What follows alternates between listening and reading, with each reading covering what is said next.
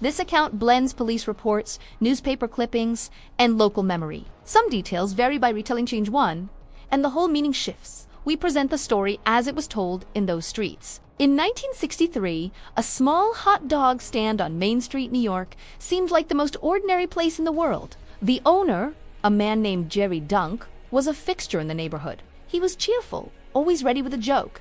The kind of guy who knew everyone's order before they even had to say it. Locals would tell you his frankfurters were the best in town, hands down. Families would line up every single day, the smell of sizzling hot dogs wafting down the block. But behind the grill, some people say Jerry was hiding a secret. A secret that would change the neighborhood forever. Jerry was the kind of person you just felt comfortable around. He made small talk seem effortless, whether it was about sports, fishing, or the latest local gossip. He remembered names, birthdays, and knew exactly how to make a regular feel special. That charm is what made his stand so beloved. It was more than just a place to eat. It was a community hub. But that same charm also gave him access to people who trusted him without question, who saw him as just another friendly face in their daily routine. The first time a man didn't return home, people just assumed he'd had a bit too much to drink, or maybe just a long night out. It happens. But then it happened again and again. A disturbing pattern began to emerge. Several men vanished after stopping by Jerry's stand for a late-night snack. These were men who had left their friends with a wave and a grin, promising to be right back, and then were never seen again. The quiet whispers of rumor slowly turned into a growing wave of concern. The stories families told were eerily similar. A husband, a brother, a son would pop in for one more hot dog, wave goodbye, and then simply disappear. Some desperate family members left messages for their missing loved ones at the stand, hoping they'd show up. Others went straight to the police. At first, the authorities opened a few tentative inquiries, but as the reports began to cluster around that one small hot dog stand, the investigation started to escalate. As officers began to probe deeper into the disappearances, Jerry maintained his pleasant, unflappable persona. He was cooperative, friendly, almost oddly calm for a man at the center of such a dark mystery. His stand continued to operate as the investigation unfolded, a detail that deeply unsettled the neighbors who walked past it every day.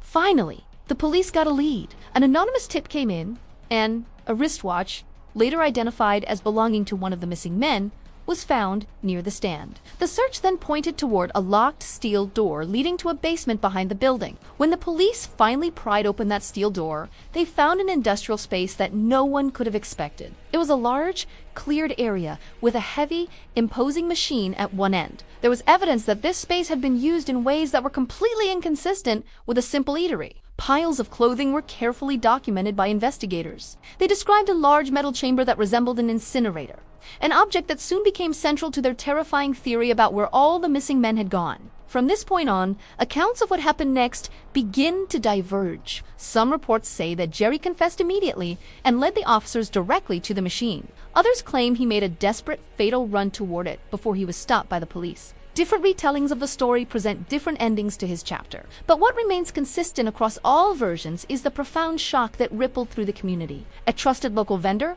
a locked basement, and a series of disappearances that eluded any simple explanation. The story exploded. It tore through the local papers and quickly became national fodder for a horrified public. Newspapers dramatized every detail they could get their hands on, and neighbors traded versions of the story that grew more elaborate with each telling. Sociologists call this the life cycle of an urban legend, where small kernels of facts become magnified into a full-blown myth. For the communities grieving their missing loved ones, the legend served as an outlet for their anger, in a way to try and make some sense of the absolutely senseless. So why does a story about a hot dog stand stick with us for so long? It's because it's both familiar and incredibly uncanny. It takes a commonplace, everyday place and turns it into something sinister. The story taps into our fundamental ideas about trust, daily routine, and the deep-seated fear that the ordinary world around us can be hiding unimaginable danger. Whether every single detail of the Jerry Dunk story is factually true or not, the tale itself reveals how communities process loss, how they grapple with suspicion, and how they confront the limits of the legal system to provide all the answers. Years later, the legend of Jerry Dunk remains a cautionary fable woven into the neighborhood's memory. Some people continue to insist on a literal reading of the events, believing every dark detail. Others treat it more as a warning about making quick assumptions and trusting blindly. Today, The site of the hot dog stand is long gone, just another patch of city concrete. But the story persists, retold in late-night diners, on crackly radio shows, and in the endless threads of online forums. Was Jerry Dunk a criminal mastermind, a deeply troubled man, or simply a character assembled by rumor and fear? The full truth may be lost to time. What the story does tell us is how our everyday places can become stages for our deepest fears, and how the act of storytelling itself shapes what we come to call history. Which version do you believe? Let us know in the comments. Thanks for watching, and if you want more stories like this, be sure to subscribe.